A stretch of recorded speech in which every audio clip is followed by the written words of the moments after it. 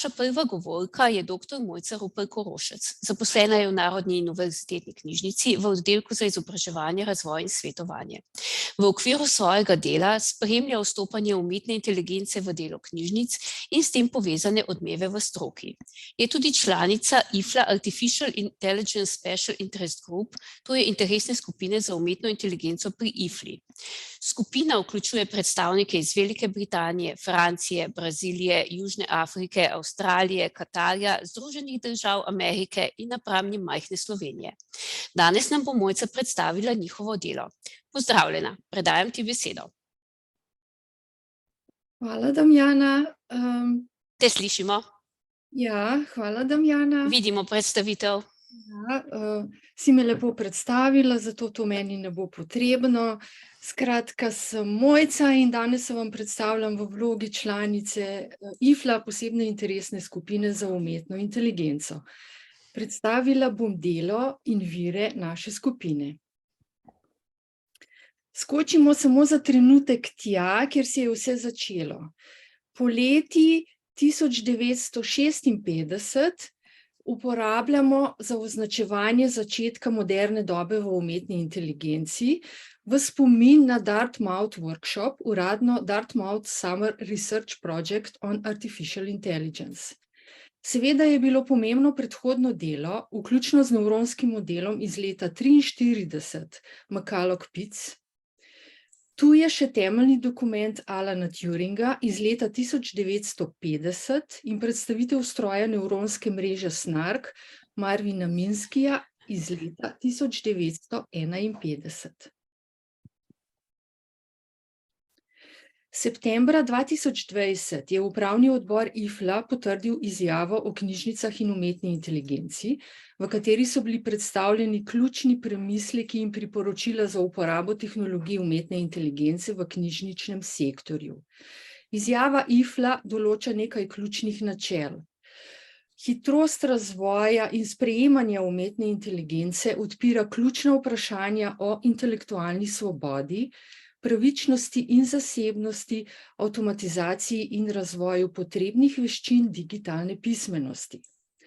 Namen te izjave je bil orisati pomembne vidike uporabe tehnologij umetne inteligence v knjižničnem sektorju ter predlagati vloge, ki bi si jih morale knjižnice prizadevati prevzeti v družbi z naraščajočim vključevanjem umetne inteligence. Naša posebna interesna skupina, ki ji rečemo kar AI-SIG, je pričela z delovanjem aprila 2022 in sodi pod okrilje sekcije za informacijsko tehnologijo. Predsednik sekcije za IT je Edmund Balnaves in naše naloge so. Dve najbolj ključni nalogi sta. Prva je zagotoviti osrednjo točko za razvoj idej v skladu s priporočili IFLA. To pomeni, da bo naša interesna skupina pomagala obravnavati ključna področja inovacij za knjižnice, pomagala bo presegati, in to je pomembno, tradicionalne postopke raziskovanja in objavljanja.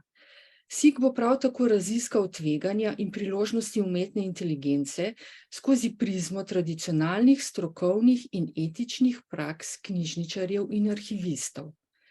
Naša druga naloga pa je, SIG bo zagotovil mednarodno platformo v okviru IFLA za povečanje ozaveščenosti o umetni inteligenci, etiki podatkovne pismenosti in izobraževanju za najboljše prakse. Izdelal bo dve stvari. Prva je kontrolni seznam spretnosti in kompetenc na področju umetne inteligence in algoritmov in drugo, dokument s stališčem o etiki knjižnic in umetne inteligence. Ustanovno srečanje AI-SIG v živo predstavlja satelitska konferenca IFLA Blitz 2020 z naslovom Nova obzorja umetne inteligence v knjižnicah, ki se je odvijala od 21. do 22.7. lani. Gostiteljica je bila knjižnica Univerze v Galwayu, Irska. Na konferenci smo razpravljali o tem, kako ima informacijska tehnologija pomembno vlogo pri razvoju in uporabi umetne inteligence Njena uporaba ima precejšen vpliv in morebitne nenamerne posledice na delovanje in storitve knjižnic. Ta konferenca je ponudila priložnost za raziskovanje umetne inteligence, vključno s praktičnim izvajanjem in priložnostmi ter etičnimi vidiki, ki izpostavljajo pomanjkanje preglednosti in tudi pristranskost. V IFLA AI-SEEK smo pripravili spletno stran, ki vključuje 23 virov za hitro seznanjanje z našo temo. Sledimo aktualnim in prosto dostopnim virom, v prvi vrsti kot so UNESCO, OECD, AI Policy Observatory, Univerza Stanford, World Economic Forum in podobnimi. Sedaj pa že pripravljamo nov seznam anotiranega, strukturiranega seznama virov, ki bo vseboval smernice in povzetek nekaterih vprašanj za najboljšo uporabo ChatGPT-ja. Posebno pozornost namenjamo funkcijam umetne inteligence, kot so najprej digitalizacija oziroma avtomatizacija postopka digitalizacije gradiva, s čimer postane uporabnikom bolj dostopno. Naslednja je podatkovno rudarjenje besedil, se lahko uporabi za analizo velikih količin besedila, kar uporabnikom omogoča prepoznavanje vzorcev in trendov v knjižnicah. Naslednja je ohranjanje. Z umetno inteligenco lahko spremljamo stanje knjig in drugega gradiva. To lahko knjižničarjem pomaga prepoznati tisto gradivo, ki je potrebno popravila ali ohranitve, preden postane preveč poškodovano za uporabo. Nadalje, sistemi za priporočanje uporabnikom na podlagi njihovih interesov in zgodovine branja pomagajo odkriti novo gradivo, ki ga sicer ne bi našli. Naslednja je prevajanje besedil v več jezikov, tako da so dostopnejša uporabnikom, ki morda ne govorijo izvirnega jezika. V nadaljevanju imamo še avtorske pravice, pri katerih umetna inteligenca lahko pomaga prepoznati avtorsko zaščiteno gradivo in zagotoviti, da se ne razširja brez dovoljenja. Imamo še klepetalne robote, ki jih je mogoče uporabiti za odgovarjanje na najpogostejša vprašanja uporabnikov in nenazadnje avtomatsko indeksiranje, ki se že uporablja pri katalogizacijskih delovnih procesih.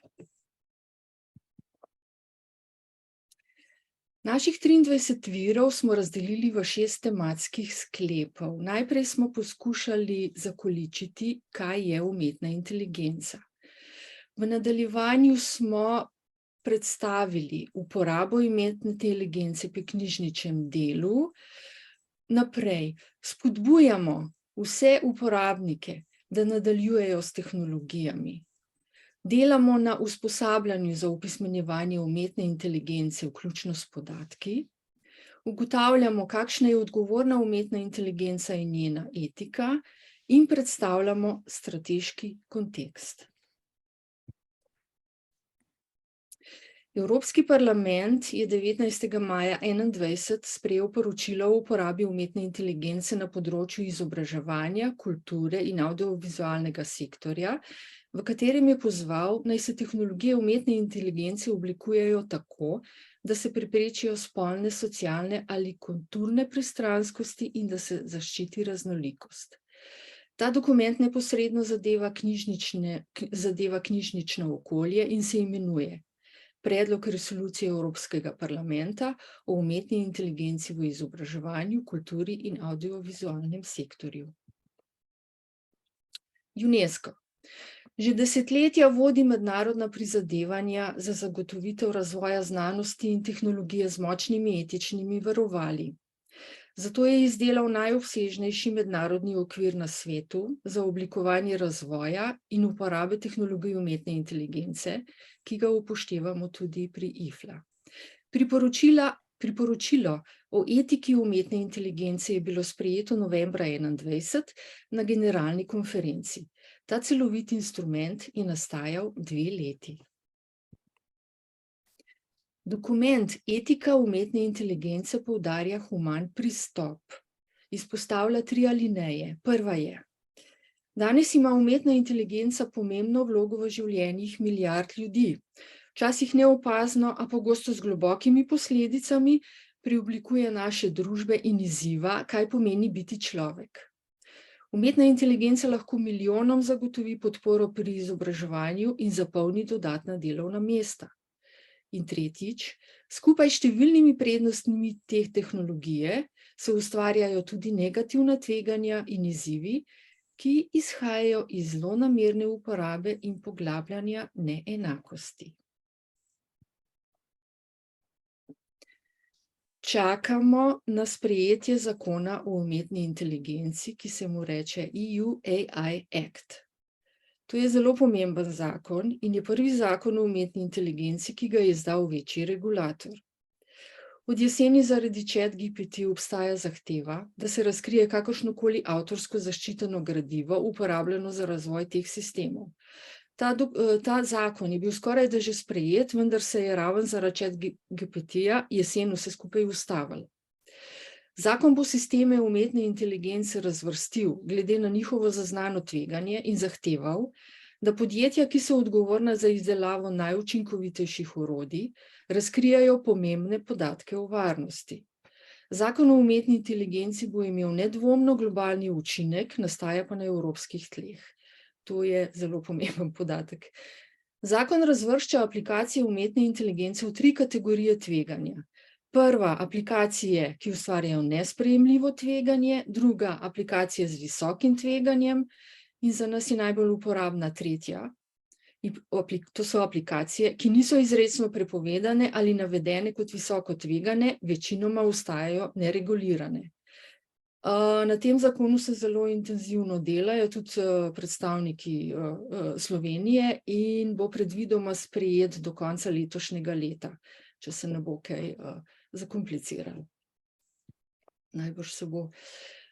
Naša posebna interesna skupina za umetno inteligenco v sodelovanju s posebno interesno skupino za digitalne humanistične študije pripravlja letos avgusta na kongresu IFLA v Litz 23 okroglo mizo, naslov teme pa je: Ali bo generativna umetna inteligenca prijatelj ali sovražnik v prihodnosti knjižničarstva?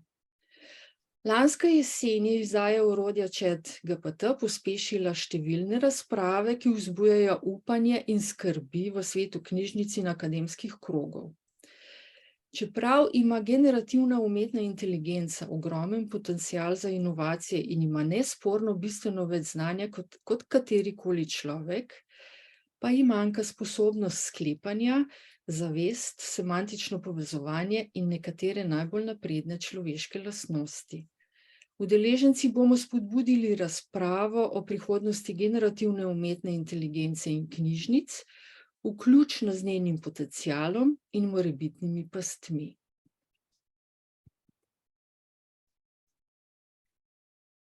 Vse več je napovedi, da bo prišlo do velikih strukturnih sprememb družbe in da bomo morali sestaviti novo družbeno pogodbo. Smo na fantastičnem razpotju digitalne preobrazbe družbe, katere del smo. Dogovoriti se bomo morali o etičnem vidiku uporabe umetne inteligence in predvsem o izobraževalnem sistemu, ki bo moral resno razmisliti, kako naj se sooča z realnostjo generativnih algoritmov za besedila. Ključno je, da nove tehnologije uporabljamo na način, da vzbujajo zaupanje, da izpostavimo prednosti, a da smo tudi pozorni na nekatere slabosti. Strategija Digitalna Slovenija 2030 v središče postavlja ravno posameznika in okolje, v katerem živi. To je bil tudi moj zadnji slajd. Upam, da ste opazili, kako vas robotek prikimava in vas z roko vabi v svoj svet. Zahvaljujem se vam za pozornost.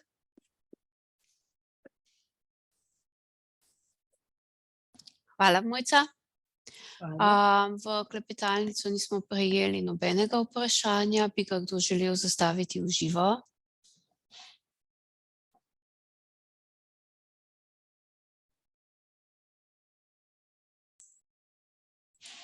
Dam še nekaj sekund, da najdete gumb za dvigniti roko.